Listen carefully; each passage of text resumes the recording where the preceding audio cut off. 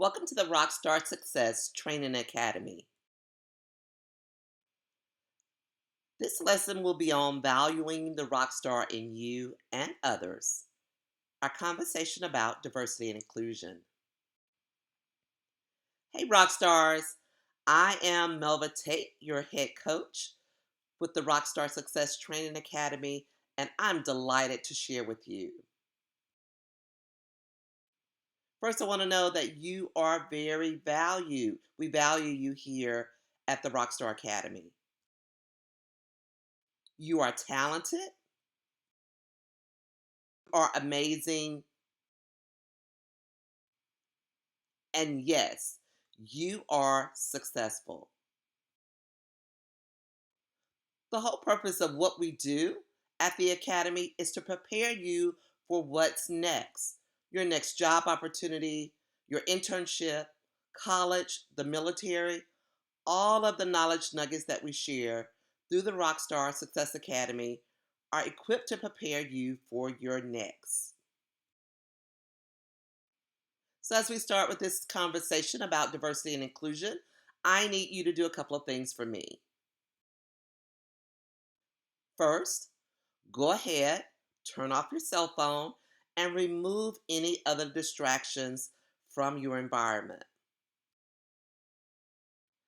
Diversity and inclusion can be a very tough topic, so keep an open mind. And most importantly, take some good notes. Let's get started.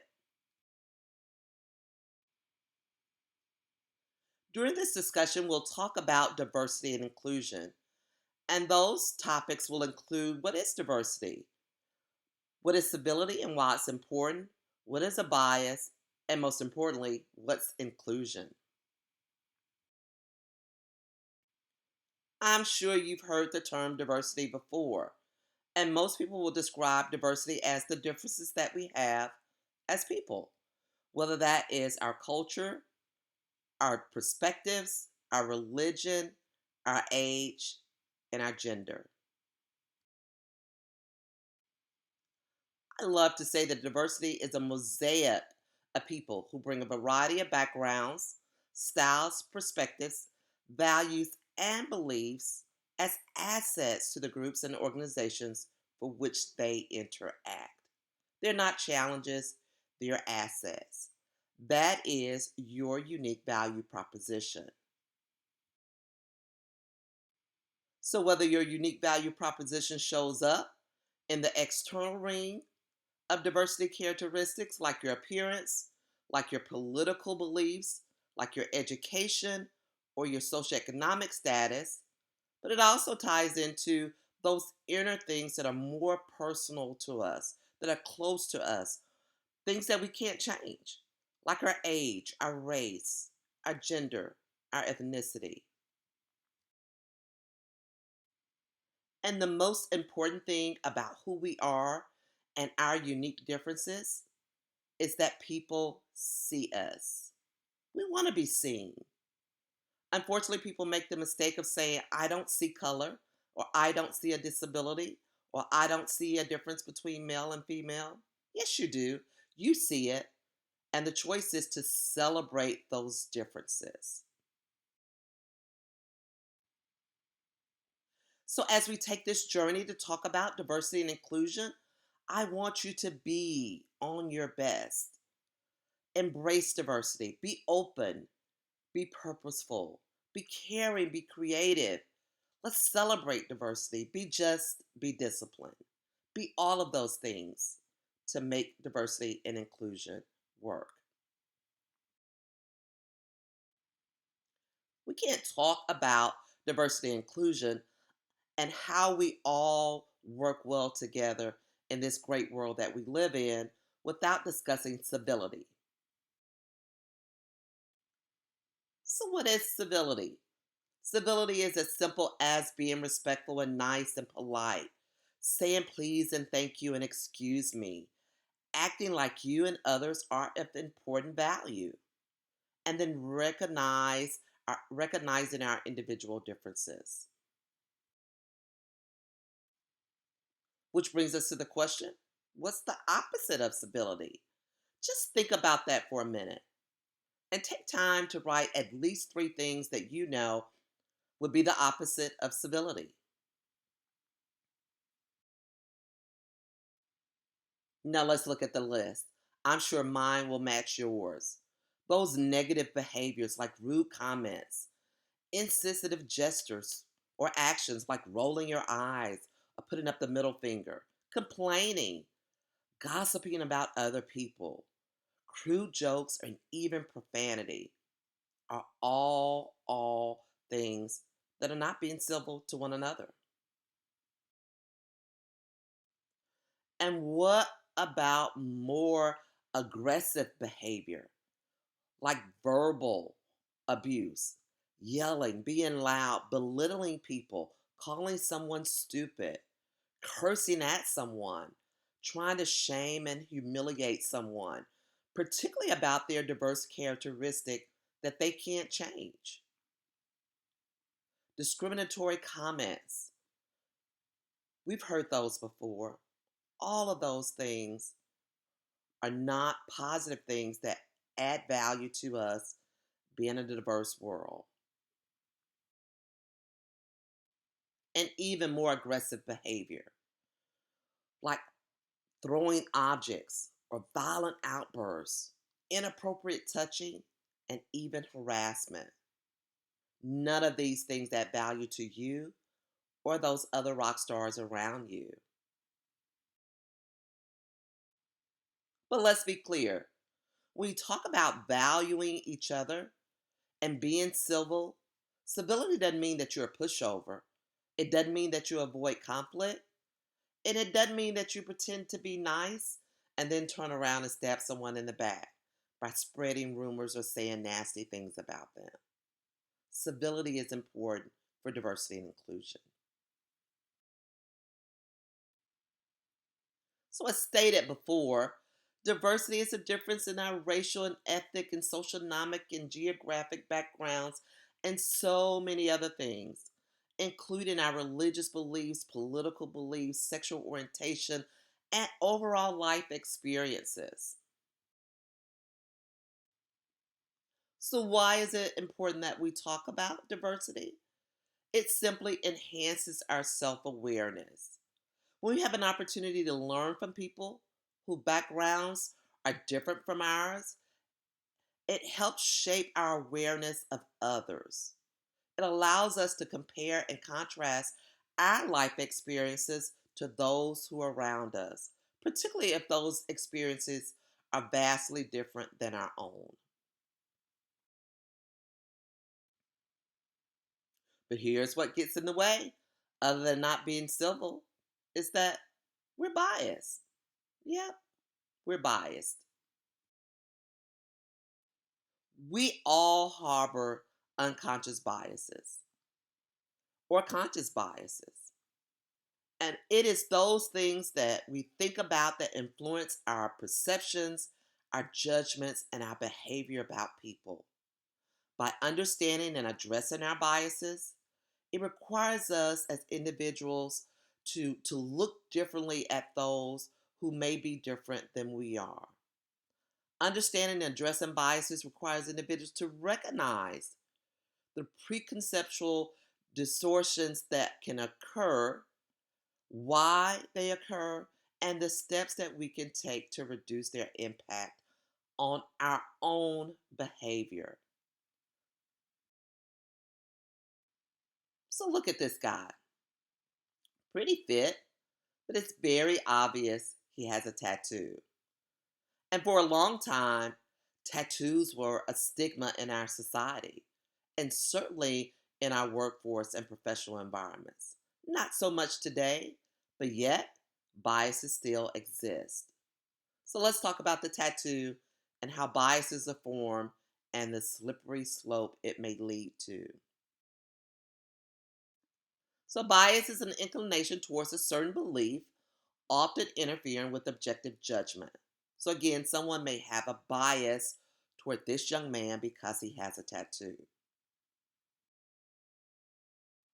A stereotype, which is the next step in this slippery slope, is a conventional, usually oversimplified opinion applied to a particular group.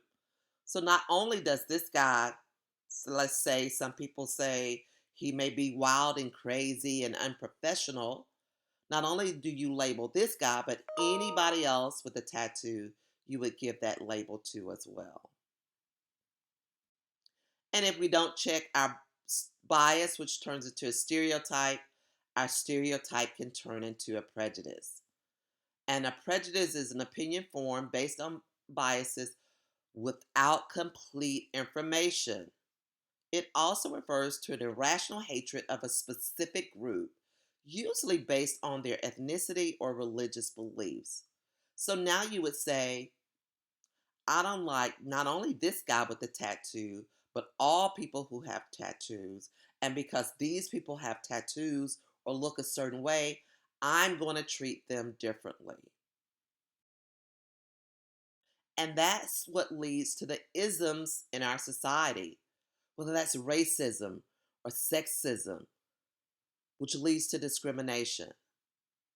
Those things that separate us because of our differences versus bringing us together.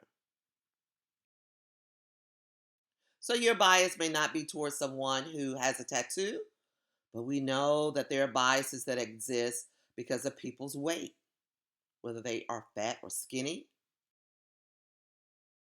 A bias may exist because of someone's age. We hear the terms old and slow versus mature. And even for our young adults, where we often will criticize the millennials or the Gen X or Gen Z generation. A bias based on a religious belief. And again, that bias can lead to a stereotype, and that stereotype can lead to prejudice, and that prejudice to discrimination, or someone's physical limitations, or what some may call a disability. Someone's language, or even their dialect or accent. We've already talked about social economic issues, the have and the have nots,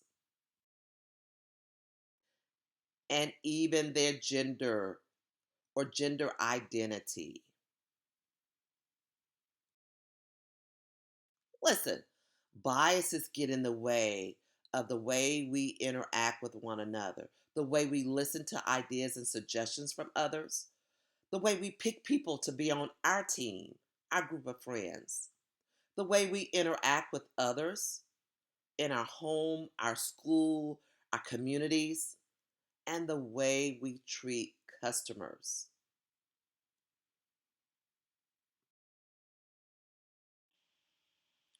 Diversity prepares students for work in a global society. We are in a global society simply because of technology. No matter what profession you choose to enter, you'll find yourself working with employees, employers, co workers, customers, and clients, all from diverse backgrounds, generally worldwide. Diversity enhances social development. When you have an opportunity to interact with a variety of people, it widens your circle by expanding the pool of people with whom you can associate and develop relationships. And oftentimes, we learn from those relationships. Inclusion is the twin sister of diversity. What does inclusion say? That you are all welcome here, regardless of your age, race, gender, sex, socioeconomic status. You're welcome. In better terms, inclusion really means the degree in which an employee or student or someone in your community perceives that he or she is an esteemed member of that group. It simply means that all participate and we all belong. There's an African word called Mbutu. We're all in this together. Think about it this way: diversity is being invited to a party, you've been invited somewhere. But inclusion means you're asked to dance, to participate, not just stand on the wall. That's why diversity and inclusion go hand in hand. This quote says it most importantly: if you do not intentionally, deliberately, and proactively include, you will unintentionally exclude others in your school, in your community, in your work environments. So I encourage you to embrace diversity. How can you do that? Reflect on your own life story. Consider your own life and everything that has shaped your beliefs. And then realize that each of the 7.5 billion people on this planet has their own unique story, their own narrative. Not one is the same, even within your own family. To embrace diversity, you have to show compassion. My advice is to simply perform random acts of kindness for all types of people. It could be something as minor as giving them a friendly smile or holding the door open. And of course, as we love to do in the South, we greet people when we pass by them, either with a hello or a nod, or even sometime a roll tide. The bottom line is people long to be celebrated and not just tolerated for their uniqueness, their unique differences. To embrace diversity, you got to get to know people. Get out of your comfort zone. If you know that you tend to avoid befriending certain types of people because they may be different from you, a different gender, a different race, a different religion, go out of your way and make all kinds of friends. My most rewarding experiences are from friends who are different from me. When I served in the U.S. Navy, it gave me an opportunity to meet friends from all walks of life and to share in their experiences.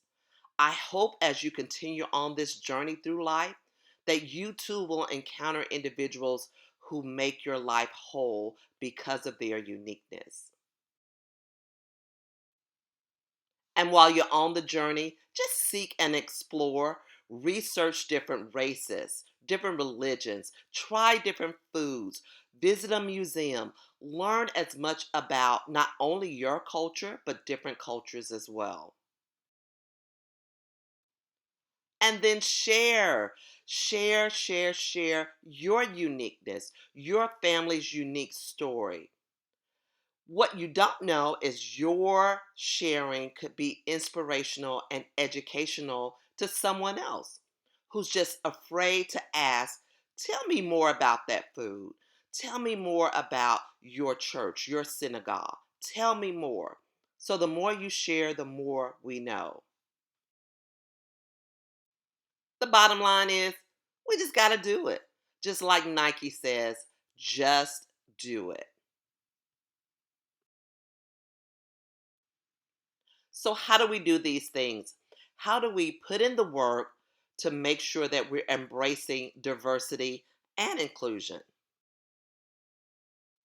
Lend an ear and listen more.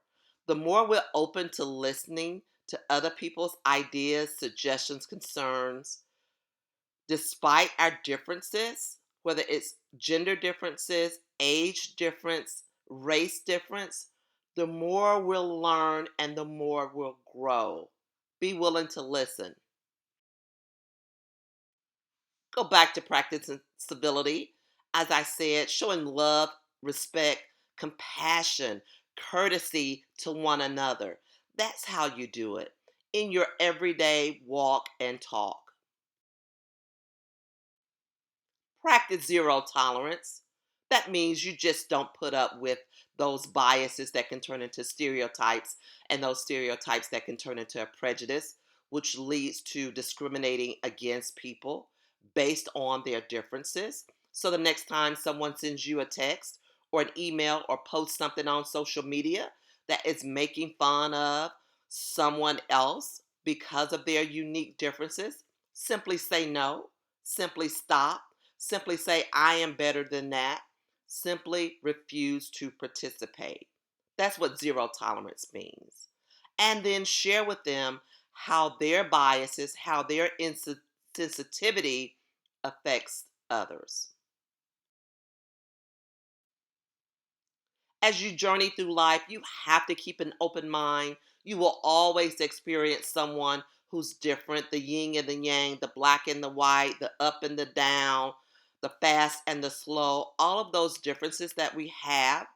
But if we keep an open mind and say, yes, I'm this, but that person is that, that does not necessarily make them less of, then we will all be able to embrace diversity and celebrate inclusion. So keeping an open mind doesn't mean that you change your beliefs, but you're more respectful and understanding of someone whose beliefs and practices may be different from yours. And focus on what we have in common. I can list 100 ways that we're different. We've talked about some of those. But do know that there's 1,000 other ways of things that we're alike, that we have in common. How many of you have an iPhone or use Apple products? Somebody else may use Android. How many of you love pizza? Where for someone else, chicken may be their favorite dish. How many of you love American Idol? But for someone else, their favorite music show may be The Voice. Someone else's favorite sport may be basketball, while someone else's is football. But we all have things in common. Let's focus on those things that we have in common that can help bring us together as we celebrate the differences and the uniqueness in each other. And my final call to action to you comes from someone I admired as a youth, who we still celebrate today, whose music we still listen to, and that is the late, great Michael Jackson. And Michael Jackson said, if you want to make the world a better place, take a look at yourself and make a change. We all have the power to look within ourselves to make the change we want to see that will make this world better by embracing diversity and inclusion and celebrating the uniqueness in all of us. All right, rock stars, that is it. You are done. You are done. Round of applause to you for sticking through this session, taking notes, and participating. And some applause for me, Coach Tate. I love it. Thank you, thank you, thank you. I am glad to have an opportunity to share this with you. Last but not least, I was not going to let you leave without doing some homework. So write down 3 things that you learned today. Not just 3 things that you learned, but 3 things that you're willing to put in the work, that you're willing to do to embrace diversity and inclusion. Will it be the next time that you get a text or a social media post and you practice zero tolerance? Will it be showing or showing compassion by sending someone a nice message? Simply saying hello or I appreciate you. What can you do differently based on this information? Again, it's been my joy to share this diversity and inclusion topic with you as part of the RockStar Success Training Academy. All right, go forward and do good.